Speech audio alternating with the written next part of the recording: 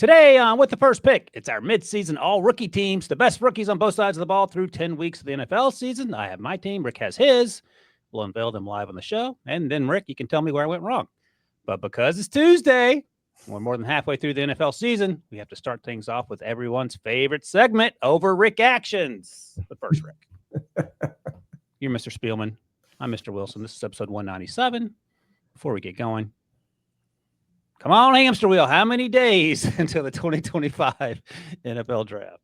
It really is amazing that Ryan Wilson and Debo, I'm glad he's back in, although Claire did a phenomenal job last week producing.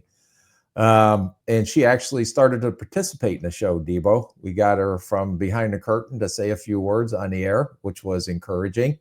And she was actually more engaging than you were. But that's Debo's checked out. He checked out months ago. Yeah. Oh no, he just turned a button on and he's just scurrying up the Ivy Tower to go to his next meeting in his hard shoes. But Ryan Wilson, did you know there is 163 days left until the 2025 NFL draft? Indeed. By the way, quick programming note here, Rick. On Thursday, we'll talk some of our favorite under-the-radar players and just good football players, and they can certainly be one of the same, so look out for that. But right now, Rick, doing some over Rick actions. Premise is pretty simple. Have a couple of NFL topics from last weekend. Rick, you don't know what they are. Me and Debo do. I'm going to ask you. Get your reactions in real time. First question. Who's going to the Super Bowl and why is it the Eagles? That's a joke. That's for Debo. All right, for real, first question. And I thought about this a lot last year when my team had a terrible offensive coordinator and they finally cut the cord right around a year ago. And I thought about it this season when the Raiders moved on from Luke Getsy after 9 weeks. And I thought about it again on Sunday when Shane Waldron continues to shoot himself in the foot as the Bears offensive coordinator. And was removed before the show today. Oh, so that's breaking news that I didn't know. I haven't looked at my phone this morning. So Shane Waldron has been relieved of his duties. Is that what you're breaking on? And breaking news is Shane Waldron is relieved of his duties, and I think Thomas Brown will take over as the offensive coordinator, at least what I was reading on the old Twitter machine. So Thomas Brown, this is a recurring theme for him. A year ago when he was with Carolina, and Frank Reich was catching heat, he was elevated to offensive coordinator, and then they sort of screwed Thomas out of it because they took the reins back from him as everything was, as the car was going over the cliff, Thelma and Louise style, like it mattered. So now he's in Chicago. And I believe, if I'm correct, going through the old Rolodex, the same thing happened to Thomas Brown in Indy. When you're right. That's right. And he has ties to Sean McVay and the Rams. Yes. Super smart guy. So hopefully they can get this going. That would be nice. That's terrible news for Shane Waldron. Hopefully good news for Thomas Brown and the rest of the guys on that staff. So this is a 45-part question. So let's start here. When you are the general manager, whether it's a new coach or a coach that's been there and you're looking for an offensive coordinator, I know you say you lean on the coaches, but Shane Waldron, and to a stronger degree, Luke Getsy, probably more Luke Getsy than Shane Waldron, proved that he probably didn't deserve another shot right away. Is there a mechanism in place? Is it a consulting firm? Is there something you can do to get the right guy? Because clearly Houston did it with Bobby Slowick. Clearly Washington did it with Cliff Kingsbury and married them with young quarterbacks. This was a disaster. Is it my turn to overreact? Overreact to that, because it's frustrating as a fan when you have all the things we talked about leading up to the season about how this team was in great shape and how no rookie was better situated than Caleb Williams coming into this situation. I get the injuries along the offensive line, but I watched the first half of the game of the Patriots-Bears game, and I could have done a better job calling plays, just throwing darts at a board. Yeah, this one is interesting because if you look at it, and I went back and I was just reading through some clips on things, and I think Jackson Smith and Njigba last year, before they hired Shane Waldron, or when they just hired Shane Waldron and didn't know if no one knew it was going to be Justin Fields or Caleb Williams. I'm sure the Bears internally knew it was going to be Caleb Williams. That's why they hired Shane Waldron. But I believe his quote was at the beginning of his interview, "Good luck to y'all." So, and I don't know if that's a ringing endorsement, but listen, he said how he would fit with Justin Fields and went on and said some complimentary things. But that first opening quote kind of put questions in people's minds on, was this the right hire? And as you see, with all of the additions they made on the offensive side of the ball, with the personnel around Caleb Williams, how disoriented, I guess, would be the way to put it. Caleb Williams has looked over these last 3 weeks. He's been outplayed by Jaden Daniels. He was outplayed last week by, in my opinion, Drake May. And it doesn't seem like they have a significant plan in place to give him the best chance to have success. And whoever this offensive coordinator was going to be, there was going to be a lot of heat on him because of all the hype this offseason and because of all the additions they made with with Swift, with Allen, with DJ Moore, with drafting Odunze, with Kmet. They have now, their offensive line has some holes up there. I'll give them, you have to give them that. And Caleb Williams. Everybody's hurt, though. That's not an excuse. Yeah, it's not an excuse. Everybody's hurt. Yeah, you go down any team, everybody's hurt. So that's where the difference in coaching, in my opinion, comes. When you do have to overcome some adversity, how do you figure it out? You're not going to have on a roster 22 Pro Bowl backups in case your 22 Pro Bowl starters go out. It's impossible. So you have to figure out, when you have to play guys that aren't as talented or not starters, but can they get you through 3 or 4 games to win? And how do you hide their weaknesses? And how do you put a point of emphasis on what they can do well? Now, if they can't do anything well, they shouldn't be on your roster. So, but this was I believe, something that was necessary. I do believe that this was a move that Eberflus had to make because I think get the heat off of his back, correct? Well, it's not off his back. I think his heat is still on his back and on his butt and everywhere else. But you had to do something, because it is not, there was a point where we kept talking about it through this podcast that, yeah, Caleb's getting better. He's getting better. And you've seen that ascension through the season. Then something happened where it just dropped off the cliff. And these last 3 weeks, it's looked horrendous. I mean, it's painful to watch this offense, whether it's the play calling. Some of it has to do with Caleb holding on to the ball too long, running around. What you can't run around in the NFL like he was able to run around in college. He doesn't look like he has a lot of confidence getting through his reads and progressions. It just looks. Guys aren't getting open. Guys are dropping. It's everything from top to bottom. It's everything from A to Z, but someone has to take a fall. I was in a situation in Minnesota when we hired DeFilippo, who was a quarterback coach at Philly. Do you remember him, Debo, don't you? Yeah, Super Bowl champion. Yeah. Well, Zim's philosophy was run the ball, play good defense. Well, DeFilippo threw the ball 150 times every game. And I can just remember. How'd that go over? That was not good with Zim. And so, but we did have someone on staff who had head coaching experience, play calling experience. And he took over, Pat Shurmur, who's the offensive coordinator now for the Colorado Buffaloes. And then we got better. And the next year was the Minneapolis Miracle under Pat Shurmur when he took over with Case Keenum. So, okay, let me back up. Let me ask you this. So what gave you an indication, knowing what Zim wanted and knowing what Joe DeFilippo brought to the table, why would you hire him in the first place? What was the thinking there? I believe the head coach hires the coordinators and hires his staff. He's the one that's responsible for that. Okay, so Zim was okay with bringing on someone who didn't necessarily. Yeah, I would never force a coach onto a head coach. That is the head coach's responsibility. Just like I wouldn't want a head coach tell me who my assistant GM was or who my cap guy was. So Zim was okay with it. They just disagreed about it. Zim hired him. Yeah. So what happens when the owner says to GM Spielman, hey, why the disconnect on offense? Why you need to fix this? What's your answer to that? Yeah, well, I just tell them what's going on in the building, and but then you're getting your arse reamed out a little bit because this was Waldron's first year, just like it was DeFilippo's first year, and halfway through we made the change, but you still have to pay the guy whether you did a 2 or 3 year deal on him.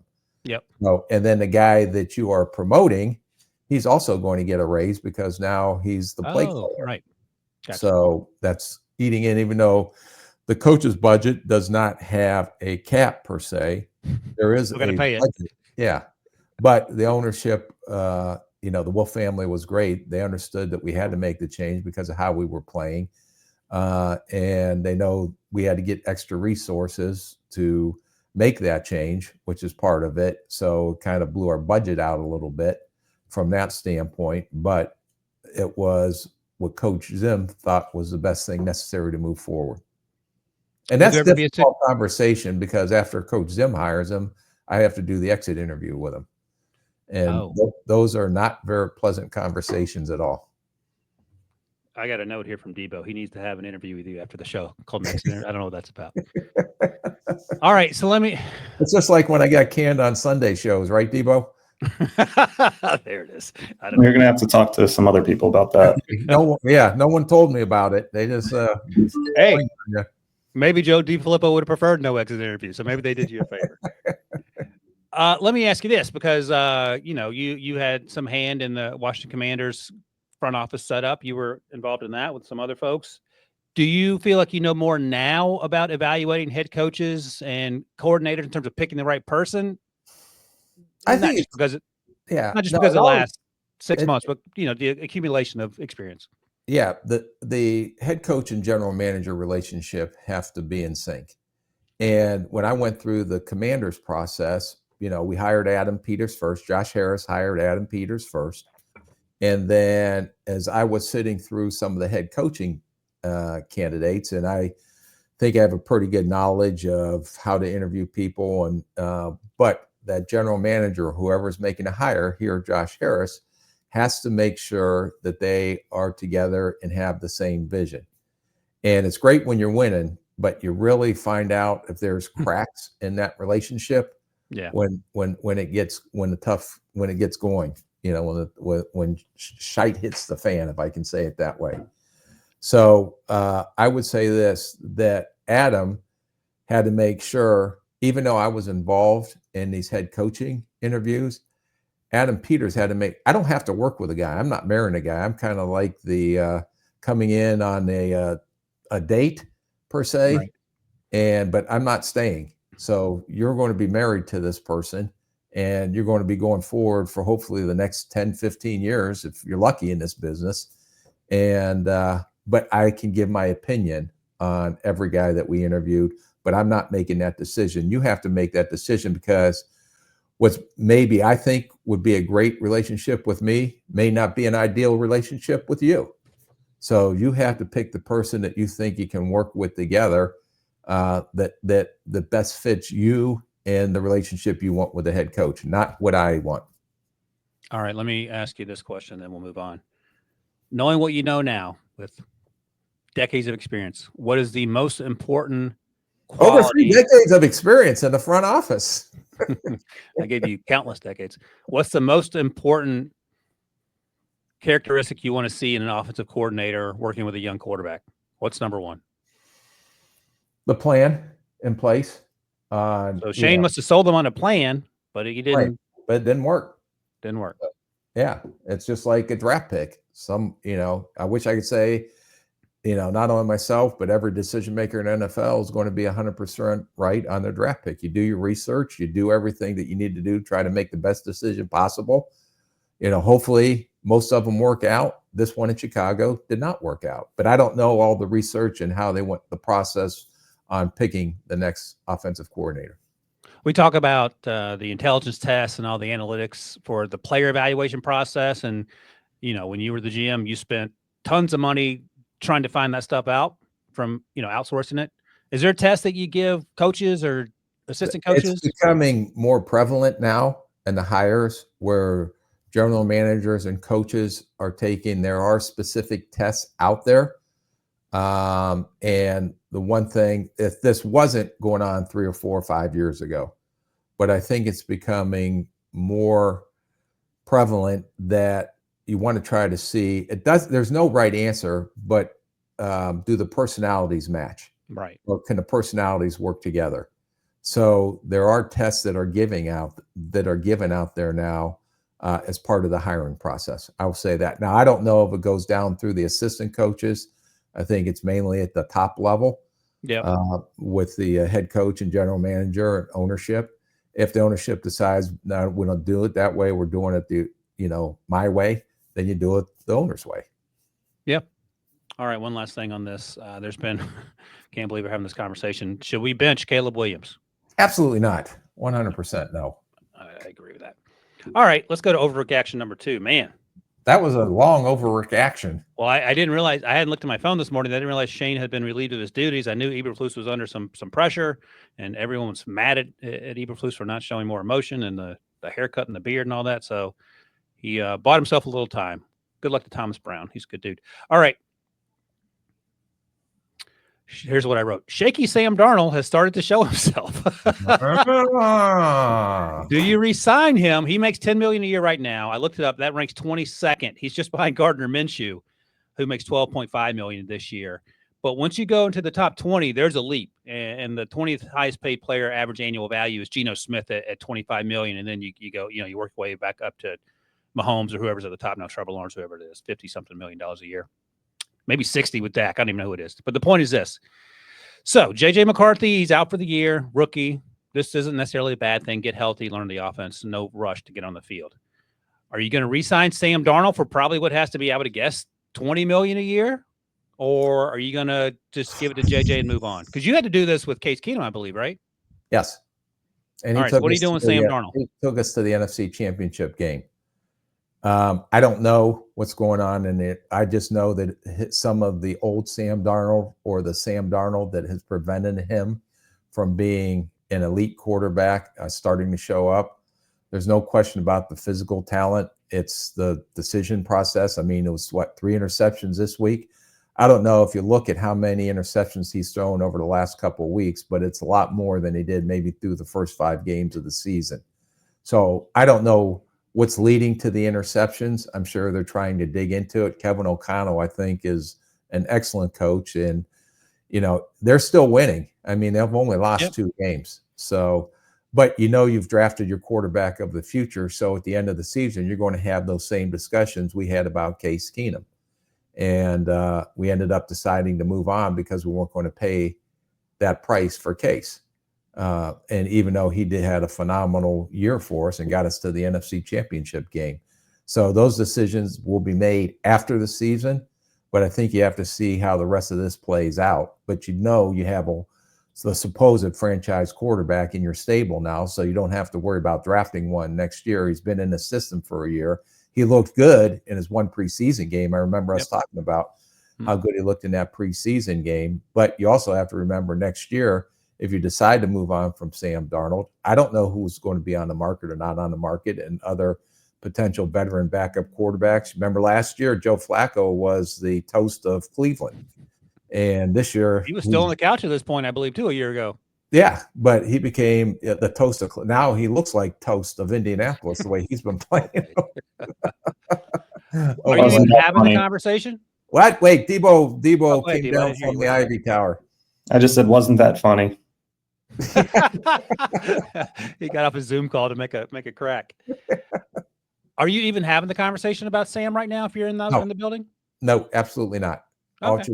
You may be down the, you may have one-offs with the head coach because we always talked about personnel on Fridays or something like that, but it's too early in the season to make that type of decision. Are you having, so you're not even having free agency or draft meetings as a collective group at this point in November? Most of the time scouts are still out on the road. Yeah. Those will happen. They usually get off the road around Thanksgiving. Then you start your cross-check process. Your free agent meetings will start in December, when the season's still going on, but it's way too early right now. All right. You got other fish to fry. Yes. Figuring out why Chicago's offense is not very good and how do we get Caleb Williams back on board and can Sam doing Darnold the exit interview with Shane. Yeah. And can Sam Darnold stop throwing the ball to the opposite colored jerseys? So in terms of the exit interviews, how often does it get heated? Oh, people are upset. Yeah. But I talked to him, but I was the best thing you can do in that situation is listen to him. That's true. I've been in a lot of very, very, very, very difficult decisions or difficult conversations. But the best thing you can do is be truthful and be a great listener. It's good advice, Debo. Coming in here making cracks at Rick. It's just funny jokes. Yeah, and now Debo's going to have a Zoom with me after the show. Well, Rick, my advice to you would be just listen. Yeah. At least I was listening. Debo was asleep. Debo paints eyeballs on his eyelids. So apparently, Debo says you better start looking for another job after this season. All right. Let's take a quick break, Debo, and we'll come back and we'll get to these midseason with the first pick all rookie teams, offense, defense, right after this.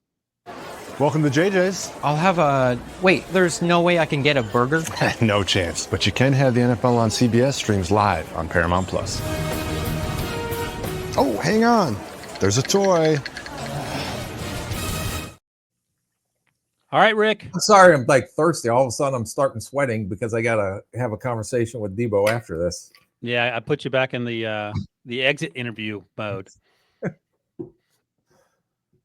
Yeah, my wife and I have exit interviews all the time. Usually I come out on the wrong end of them. You're never going to come out on the right end of that. Never, ever. You're right. Yeah, I'm a total idiot. Why would I even consider making that decision? And then the response is, you're just saying that to get out of talking. It's like, yeah, I am. I'll go out and I'm not going to win. Yeah, I'll do a better job raking the leaves in the yard this weekend. All right, midseason with the first pick all rookie team. I got to tell you this, though, before we get going. Oh, yeah, what do you got? Yeah, just, because I want to praise my daughter, especially. Oh, yeah, that's right. Let's hear the update. So there were some folks that were excited to hear that she was competing in the state title. State title for Special Olympics in pickleball, and her and her partner ended up winning the gold medal. And she also was voted the most inspirational athlete of Lee County, where we live down in here. So kudos to her and the way they and to me, I just can't tell you how much when you get an opportunity to go see these kids compete in the sportsmanship and the competitiveness. And, she got to be friends with a girl and the girl's partner that she beat. And next thing you know, they're like taking pictures together afterward, exchanging phone numbers. It's just phenomenal when you think you have a bad day and you go and you spend time with Special Olympics. And I would encourage anyone, if you ever have any free time, to go out there and volunteer, because it's one of the most rewarding things I've ever been involved with. So I saw you tweeting about it, and that was awesome over the weekend. I sent it to my wife. I told you she was traveling with her sister. They went to Philly to visit some friends. And she said she stopped what she did to show everyone. And like I told you, I'm sure they were all crying about it. So thank you for making my wife and her sister cry. But that was pretty remarkable. What are you looking for? I was looking for, because you made a crack on, well, that's the first Spielman that ever won anything. Before the show, I cracked it. Finally, a Spielman won a national title. And of course, Rick and the Salukis did win the national title. I was trying to find my ring. It's usually somewhere back there in a heap of shit, a heap of stuff. I had. Let's get on to the congratulations to your daughter. Congratulations to the Spielmans for finally winning something. I love it. I love it. That's fantastic. That's great news. Debo has to go back and bleep out the naughty word. All right, midseason with the first pick all rookie team. Rick, I've seen your list because I had to put them together for Debo here, but you haven't seen mine. And the offense feels relatively straightforward, so no real surprise here. Quarterback, both you and I had Jaden Daniels, and everyone else on planet Earth, including Caleb Williams and Bo Nix's family, they would pick Jaden Daniels, I would imagine. Although I'll say this, Bo Nix is the way he played against the Kansas City Chiefs, and for him to continue to ascend, unlike Caleb Williams, I was very impressed with Bo Nix. Not enough to put him ahead of Jaden Daniels. He's offensive rookie of the year. That's already sewn up. But I'm giving kudos to Bo Nix for continuing to improve. And when the game was on the line, he got them down there. Made a big play. For the game-winning field goal that unfortunately still let him kick the field goal, turns out. Yes, no kidding. Well, they should block better up front. I don't know if anyone had a chance to get it through the upright. It's funny you mentioned that, because I didn't ask you to do this, but I just did it because I had a little free time. My number 2 was Bo Nix ahead of the Drake May's coming on. In fact, we're ranking these quarterbacks. Caleb was probably 4th behind Drake May, for being honest. I would agree. I had Bo Nix as my backup second team all-rookie team right now. I did a second team all-rookie team. Oh, you did? Yeah. Oh, good. So we'll go. I scribbled some names down as well for backups and honorable mentions. So we'll go through those. All right. Wide receiver, and by the way, the Steelers bent but didn't break defensively against Jaden Daniels in Washington. And I'll just ask you this quickly. In the working suite, when you see Johnny Newton jump off sides on 4th and 1, when under no circumstances were they going to snap the ball, are the veggie plates flying again? Yes, veggie plates, the corn dogs, the cotton candy. I mean, we love Johnny Newton coming out. He came off the injury. He's been playing pretty well. You just can't do it. You have to. I don't know what you have to do, but you can't do that. No, You can't do it. It's hopefully lesson learned. Lesson learned. That's right. Grow from it. At least it was in the Super Bowl. All right, wide receivers. Malik Neighbors again feels like a layup. Number 2, though. Who do you think I picked at number 2? Brian Thomas Jr. That would be the obvious choice. I went with the less obvious choice. I went with Lad McConkey. Oh, yeah. You've always loved the lad. He's coming on a little bit. He was banged up a little bit earlier, but he's been their go-to guy for the Chargers. No surprise there. We thought that would happen. Of course, you went with Marvin Harrison Jr. I think they both had about 50 yards in week 10, so they're still doing their thing and arrow pointing up. But you mentioned one name as an honorable mention that had a chance to be in the mix, Brian Thomas Jr. Yeah, I had Malik, and even, he'd probably be number 2 for my offensive rookie of the year, despite the quarterback play with the New York Giants. You remember about a month ago or something, how would you handle it if you're Daniel Jones and you overhear that Joe Shane's talking to someone else? August. Yeah. Yeah. Well, I'm glad he was talking about this in August, because I'm sure they're prepping for the upcoming draft the way Daniel Jones has been playing. But I went with Malik Neighbors, and then my backup was Marvin Harrison Jr., because I really think he's becoming more involved in the offense. He had 5 targets for 5 catches again, touchdown this week, only 54 yards, but they seem to be getting on the same page, and they're understanding that this guy's pretty special, to make sure that he's involved in the offensive game plan and get him going each week. How about even the Arizona Cardinals? What a great story that is. A couple things here. I'm going to come back to Arizona in a second. I should have noted this at the top, but we didn't go through all 11 positions for each side, just because there may not be enough rookies to fill those spots. So I'll let you know the positions as we get through them. We went 1 quarterback and 2 wide receivers so far, but we'll talk about some of the guys that had opportunities. Brian Thomas Jr. has been balling out. Trevor Lawrence could be done for the year with a shoulder, which stinks for him. Mac Jones had another opportunity. He just kept throwing interceptions. So, man, oh man. And you talked about Kyler Murray, and I think the takeaway for me, Rick, and it's going to take something special to get me off of this. I'm done with little quarterbacks going top 5 unless they're Kyler Murray. Okay. Well, how do you know they're Kyler Murray? You don't take them top 5. You just figure it out on the back end. Do you think that Cam Ward is Kyler Murray?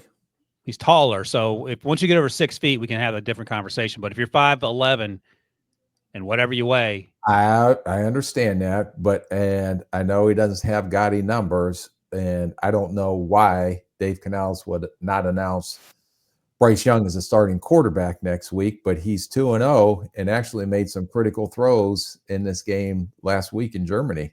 Yep. I'll give you that. But I mean, and again, neither you nor I have taken him first overall, no matter what he does from here on out. Baker Mayfield, he went first overall. He did, and he had to find the right landing spot. And a strong stiff arm on. Yeah. How about that? Yeah, that was an incredible, but one of the best plays I've seen all year. Against Nick Bosa. Yeah. And part of me wonders, it looked like Nick could have grabbed his jersey and pulled him down, but it just too much muscle for Baker. Yeah, that was a big play. I don't know. It was like watching something in slow motion that you're waiting to go down, waiting to go. It doesn't happen. And yeah, it was an incredible play. One of the best plays of the year for me. All right. So the 2 wide receivers there, Brian Thomas Jr. certainly could have been in that mix, and I wouldn't be mad at that. He's been special and exceeded expectations, because we talked about him basically as a go route guy, but he's doing much more than that. All right, tight ends. I mean, we only picked 1 tight end. Even, you could close your eyes and pick Brock Bowers. That's not difficult. Did you have a backup? I did. And it pains me to say this. Same guy I had. I knew it. Who is it? Jatavion Sanders from. Oh no, that's not the guy. I had Theo Johnson. Yeah, Jatavion's. Go ahead. Jatavion. Yeah, because I know you liked him better than I did, because I didn't like him as a blocker, but I did recognize his receiving skills. But I went with Sanders because I think him and Bryce Young, if he's a starting quarterback next week, they're starting to develop a pretty good. Him and Leggett seem to be on the same page with Bryce. Pretty funny how you put some playmakers around a quarterback. Jonathan Brooks will come back eventually, hopefully, the running back out of Texas, and you have a little better How about opportunity. Chuba Hubbard getting the big Chuba contract, getting paid, coming out and balling in Berlin? Can I use that? balling in Berlin. That's pretty good, Debo, isn't it? Balling in Berlin. Yeah. All right, there you go. Debo's listening. I went with Theo Johnson, the Giants tight end, who's a different type player than Jatavian. He'll block a little bit. Debo's got a Penn State, good athlete. I liked him at the Senior Bowl. I liked him a little bit more than you did throughout the process, I believe. He may have been the third tight end drafted after Sennett and, of course, Brock Bowers. I'll double-check that. But he and Jatavian Sanders both, different type players. They're both contributing. Yeah, you like that just because you wanted to suck up to the boss. Yeah. Hey, look, man, I got bills to pay, Rick. All right, running back. We each pick one running back. You and Bucky Irving. I did.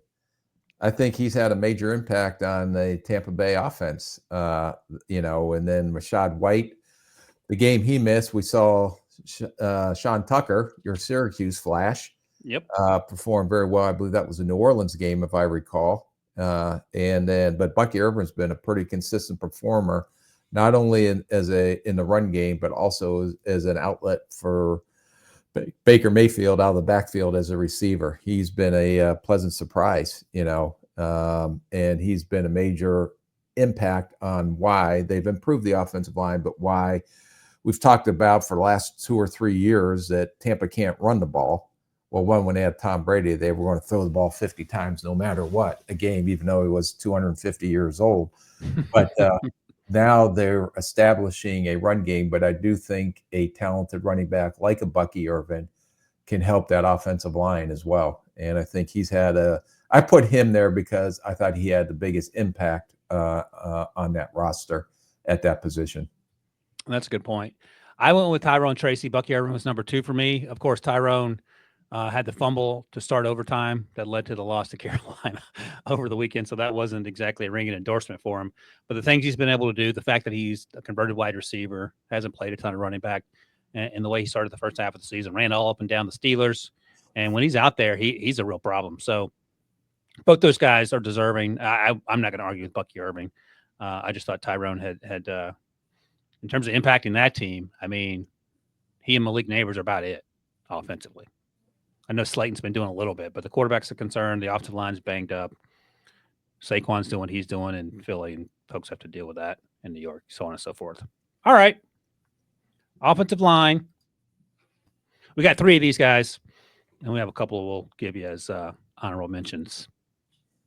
You and I both agree, Joe Alt. I mean, again, that's a Brock Bowers, Jaden Daniels type no-brainer. You and I both agree, Zach Frazier, center for the Steelers. Their second-round pick, started from day one. He had a high ankle sprain, so he missed a game and a half or so, but he's back. And then things get interesting. Your number 3 guy is J.C. Latham, who we talked about early in the year. I think probably after week 1, he and Joe Alt both. I liked Latham a little bit better than you did, but you appear to be coming around him. And I went with Dominic Pooney, who we talked about a couple weeks ago as well. And you weren't as high on Dominic as I was. You'd watched more tape than I did, so that informed your decision there. But let's start with Zach Frazier and why he's a Hall of Famer, and then you can tell me about JC. Well, Zach has been pretty consistent for a rookie, and for a rookie center to come in, and I don't know who's making the calls and adjustments, but he's the quarterback of that offensive line, and the maturity level that he has shown, everything from a technical standpoint, he's been on point. I don't know how many sacks if he's even given up any sacks to date this year, but he's been very solid in both phases. And the one thing, and we go back and we talk about this all the time, 0 sacks, is that these offensive linemen that have this wrestling background know how to play with leverage and strength. And I think Zach Frazier was a good player at West Virginia, but I think he's even going to be a better pro than he was as a pro than he was at West Virginia. And he's showing all those signs. Yeah. And center was a real area of need for Pittsburgh. And, they've had great centers in the past, of course. Marquise Pouncey most recently, but that he retired, I think, when Big Ben retired. So it's been a while. Oh, Debo woke up long enough to put it. Oh, he was waiting for the end. My bad, Debo. Smart. Not Spoil it. You didn't want to spoil it. That's on me. Did you use a typewriter for this? I did. I'm a big Courier font guy. My OCD, it aligns properly, so that's why I did that. Okay. If you're watching on looks like YouTube, you guys see you it. typewriter this. Can you Typewriter. typewriter it? Fun fact: I won the typing award in high school. That's how old it was. We did it on the typewriters, Rick, back in 1999. I like the old school look on the podcast. Yeah.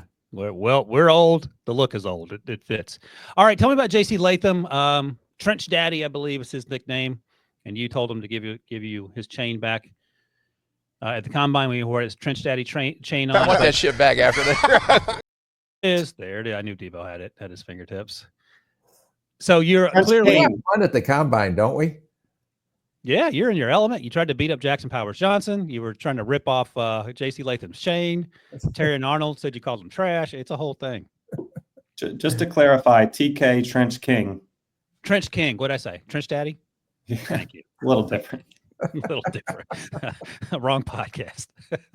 All right, Rick, tell me about the improvements JC has made since we talked about him in week 1 when you were lukewarm. You weren't buzzed. Yeah, I was not lukewarm on him as a run blocker. No, I that's was right. Correct. lukewarm on him making the adjustment to the left offensive tackle and pass protection. But I think as the weeks have gone, he's becoming more comfortable. And it's amazing that our top offensive lineman, although you didn't think JC Latham was worth, I wish we could have him back on the set so I can tell him that you don't even think he's worthy of being a top 3 rookie offensive lineman, even though he's lined up and started every week out there. But Alt and Latham, to me, had the biggest transitions because they were moving positions, yet they were able to make that transition fairly smoothly, and they continue to get better at their new positions. So they had me do a mock draft HQ exclusive only this week, and I only mention that because tell me what you think of this. The Titans currently pick 3rd, and I had them taking Kelvin Banks Jr., the tackle out of Texas. And any consideration of moving JC back to the right side or no? Who's at left tackle? Yeah, they're struggling at left tackle. I can't remember who their left tackle is right now. JC's a left tackle now. No, So or if who's you on the draft right side? Petit, Friere, yeah. Yeah, he's been So struggling. if you have an opportunity to draft a Kelvin Banks, for example, I guess you can move one to the other side, but I didn't know if you would think about moving JC back. No, I would consider moving JC back. Okay. To the right side if I got a legit, day 1 starter at left tackle. Okay, because he's played guard as well, so he has that versatility, but he's certainly been locked in at left tackle and exceeding expectations. All right, I'm with Dominic Pooney, who we talked about before. He played tackle in college. He kicks inside down. He's been pretty good as well. Who you got as backups? Those are my 3. Pooney would have probably been my 4th out of that. All right, I got a couple names. You want to hear them? Yep. 3rd round pick, Brandon Coleman, left tackle for the Commanders. Yeah, he's been surprisingly. I didn't know if he can play left tackle in the NFL, to be honest with you, but I think he's a better athlete than I anticipated, and is really. I don't know if he'll ever be a Pro Bowler at left tackle, but he has filled a need that they had on that left side right now. So kudos to him, because I was probably not wrong on my evaluation as a player, but wrong on my evaluation that he wasn't athletic enough to play on the left side.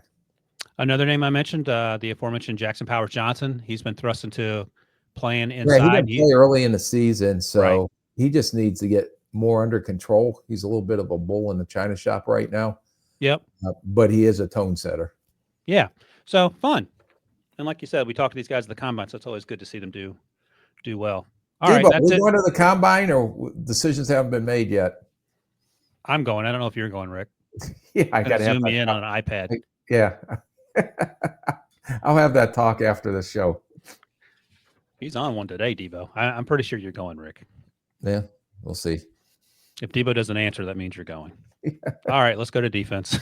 Debo, do you want to take a break before defense, or do we want to keep going? Yeah, let's break. I was trying to just pull up the Rick cursing at the combine compilation that I had to. That's the sizzle reel you show the higher ups when you want to send us somewhere.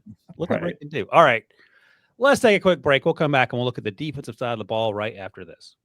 Saturdays at 3:30. It's big time.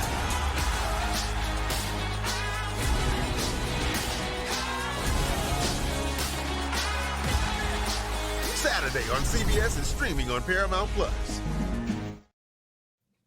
All right, we're on to defense. Midseason with the first pick all rookie team. we combine defensive line, interior, and edge rusher. So we have 3 total. And you and I both agree Jared Verse and Braden Fisk, first and second round pick of the Rams, are deserving. I think Jared Verse has something like 5,000 pressures, and Braden Fisk has something like 2,000 pressures. Braden hasn't been quite as good against the run, but he's been incredibly active against the pass. Jared Verse is probably going to be inducted into the Hall of Fame at the end of the season. He's playing so well. You can talk about those guys, Rick, or you can talk about your number 3 guy on this list, Byron Murphy, who you fell in love with at the Combine. Yeah, Jared Verse is the defensive rookie of the year, hands down. We'll talk about some of the DBs that may be second, but I don't know if anyone has had as big of an impact as Jared Verse. His impact on the Rams defense is as big of impact as Will Anderson last year with the Houston Texans. And you may not have the gaudy sack numbers. I don't know what his sack numbers told, but every time you put on the tape on this kid, he's harassing the quarterback and forcing interceptions, forcing incompletions. And when you watch the game last night, 4 tackles, a sack, 2 tackles for loss, quarterback hit, forced fumble recovery. He is a game changer. And he, by far, is the most dominant defensive player in this year's draft class to date. He, just to remind you, he was my edge rush 1. Oh, hey, got you one. Well said. I want to see how many sacks we have here. Oh, shucks. I'll check in a second. All right. What about so I agree with you with Jaden Verse and Braden Fisk. I'll tell you my number 3 in a second, but tell me about why you have Byron Murphy on there. Because I thought he's been injured. But especially when we did him early in the season, I still think he needs to be a little bit better against the run, get off blocks a little bit quicker. But he's had an impact as an inline rusher. He still has a ways to go yet, but he's had an impact on that defense, even though that defense is struggling horribly this year. But I think he is going to be the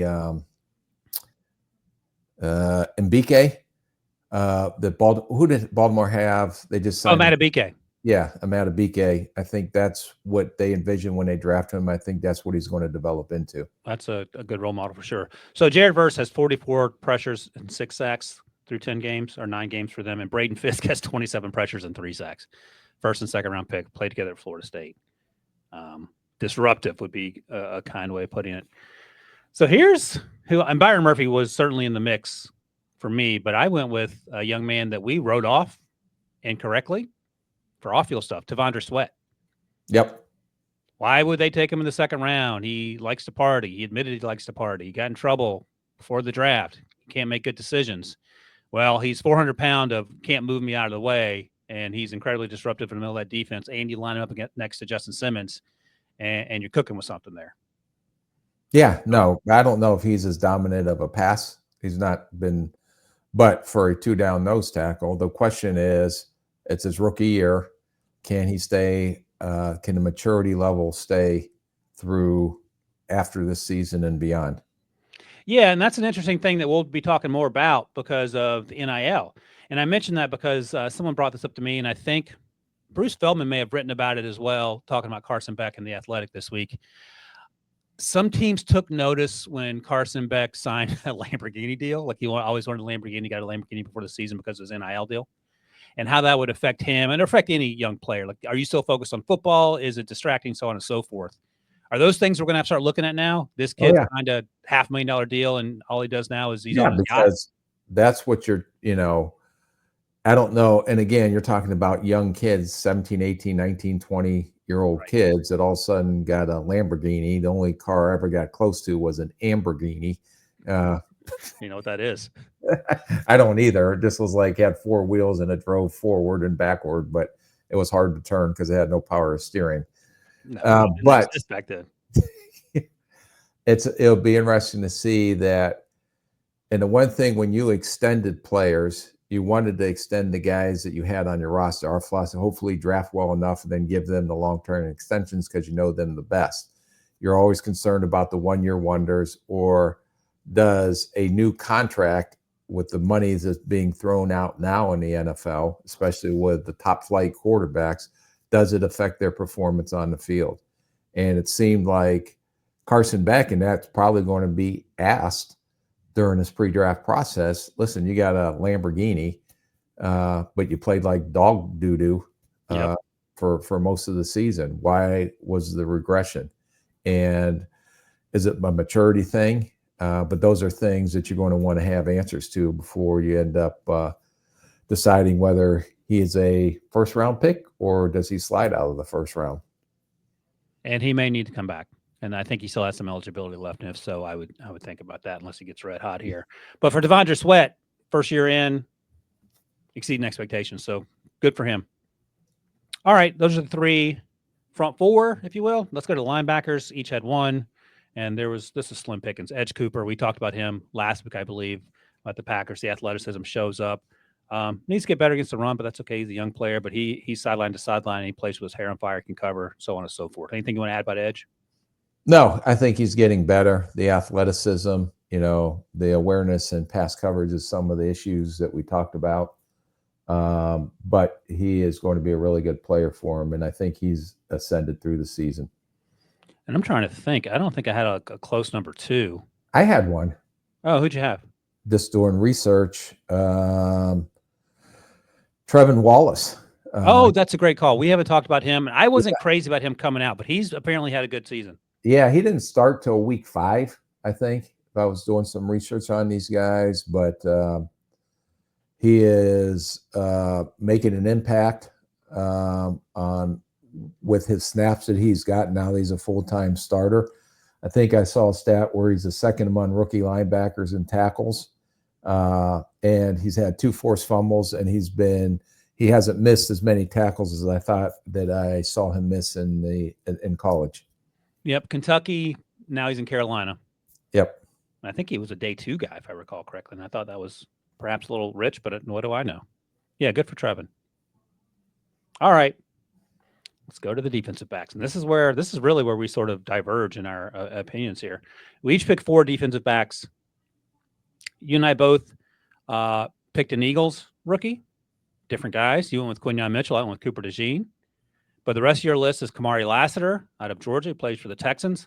2nd-round pick. We talked him to death because he ran in the 4.6s. Kalen Bullock, also drafted by the Texans, went to USC. And then Tyler Nubin, Minnesota. We talked to him at the Combine, drafted by the Giants. Giants, we talked about this a few weeks ago. They crushed the draft. Yeah, they absolutely crushed it. You didn't put him as one of your top 2 rookie classes. I did. So that's why you're you and I'm me.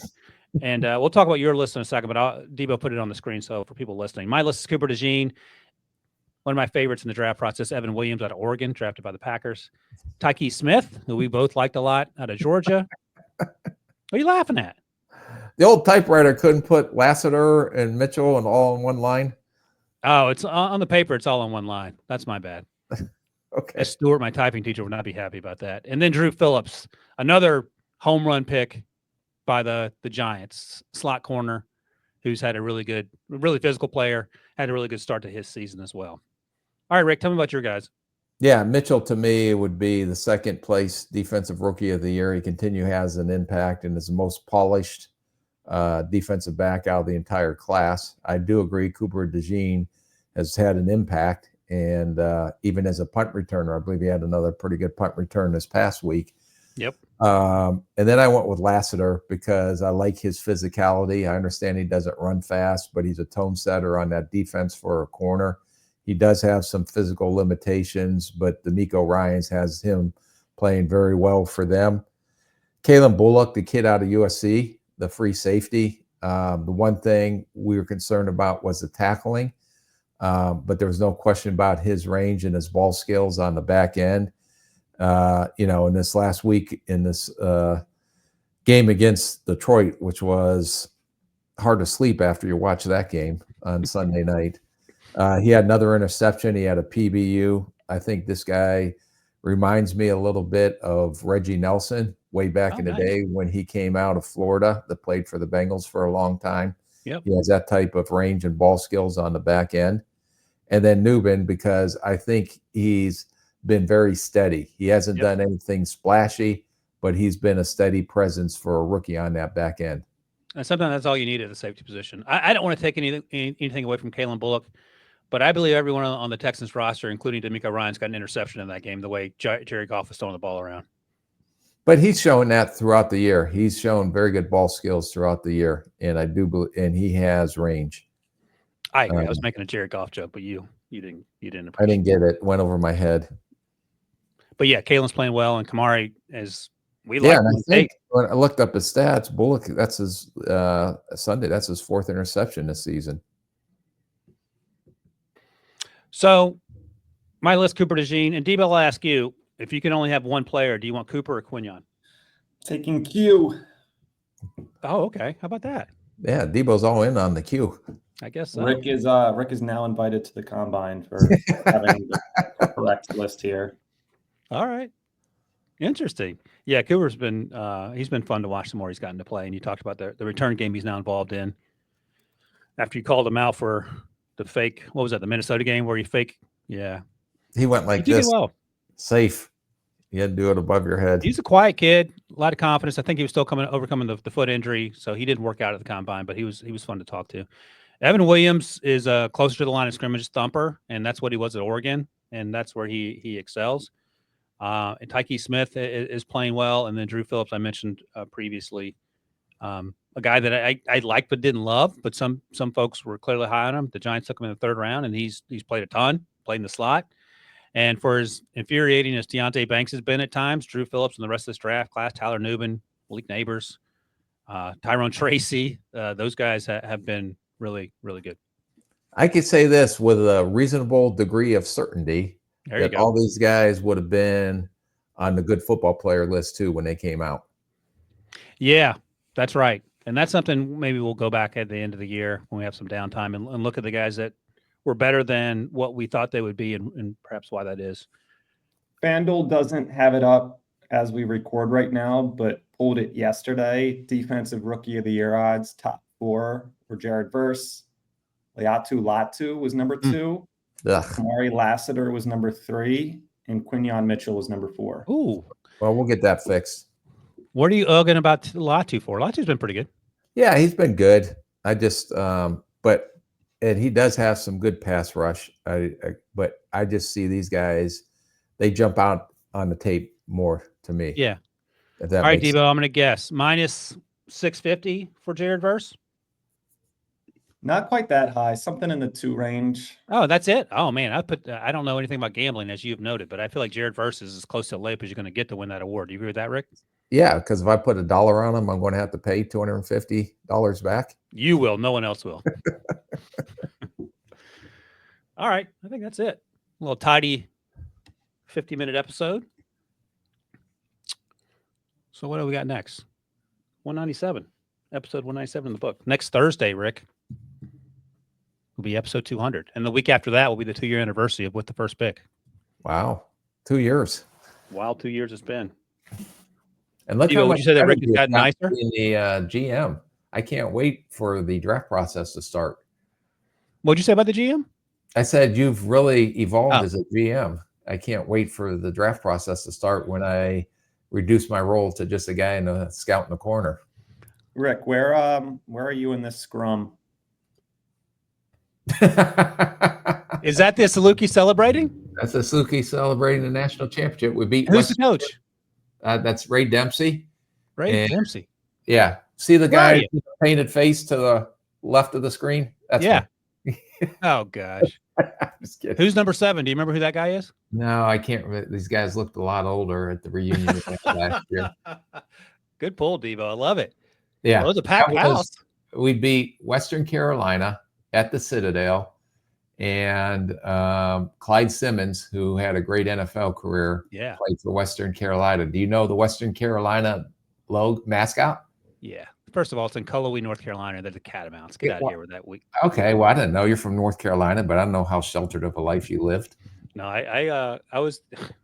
No one cares, but I was the History Bowl champion. Me and my colleagues in 8th grade, North Carolina History Bowl. So I know North Carolina frontwards and backwards. So you have won a championship. Yeah, one more than you. You weren't even in that picture, so we got confirmation you were on that team, Rick. That's very interesting. Good pull, Debo, doing some investigative journalism. You remember the score? We beat them pretty bad. I think we beat them by 20 points or more. More than that, 43-7. Yeah. Oh my goodness. Yeah. It wasn't even a game. And you got your ring back there somewhere. Yeah, I do. You say. All right, 197 in the books. On Thursday, we'll talk some of our favorite under-the-radar prospects, some just good football players, and they, of course, can be one and the same. So look out for that. In the meantime, thanks to my guy Rick. Thanks to Debo for producing. See you guys on Thursday.